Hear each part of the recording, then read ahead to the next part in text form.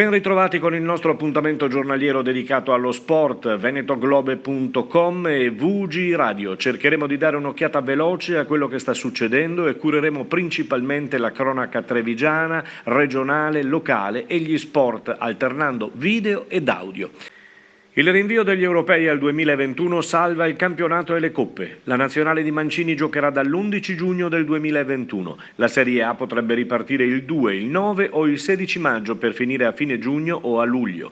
Finale Europea League il 24 giugno, quella di Champions il 27 giugno. Rebus calendari comunque, perché l'obiettivo è quello di giocare tutte le gare che mancano. Intanto Cellino a Brescia richiama al lavoro 5 tecnici e scoppia immediata la polemica.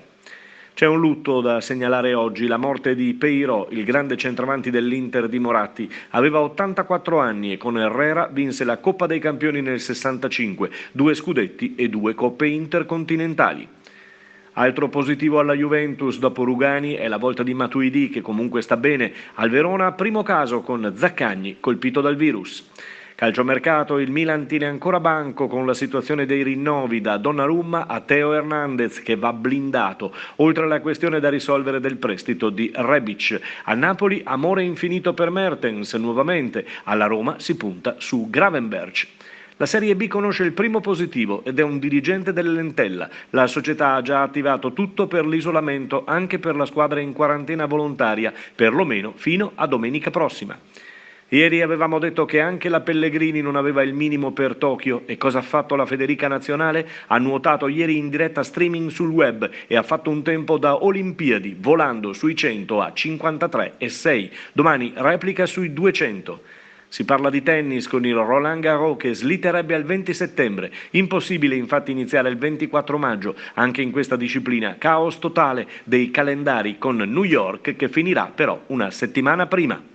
Le nostre cronache, fumata nera intanto dall'assemblea delle società del Guinness Pro 14 indetta dal board a Dublino. Il presidente Zatta e il DS Pavanello vi hanno partecipato via Skype. Si è deciso di bloccare e sospendere fino a data da destinarsi il Pro 14 ed il rischio è che la manifestazione possa già considerarsi chiusa e finita per il 2020. Poi ci saranno degli annunci in questi giorni per i nuovi arrivi e soprattutto per i rinnovi e allora andiamo a vedere in casa Benetton cos'è successo, i rinnovi di Quaglio e di Ferrari.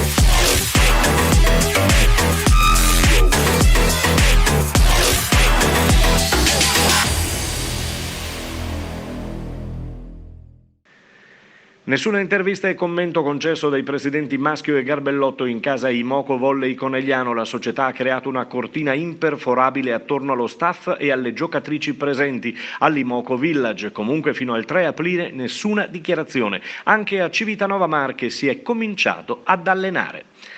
E per la pallavolo giovanile vogliamo ricordare questa iniziativa che ci hanno spedito in redazione. Vi dice così: fino al 5 aprile parte il nostro progetto Schiacciamo il virus. Fateci arrivare dei fumetti o disegni sul volley. La nostra società premierà il più bello con un buono di 50 euro sul nostro abbigliamento o sui nostri corsi. Non cumulabile alle altre iniziative, non c'è nessun limite di età. Tutti gli associati possono partecipare. Tutti i disegni o fumetti comunque saranno premiati con un piccolo riconoscimento. Il più bello, secondo i punteggi del nostro direttivo, sarà il vincitore. Cosa aspettate? Beh, tutti uniti, tutti insieme, schiacciamo il virus, lo dice la società Union Bremas, ricordatelo.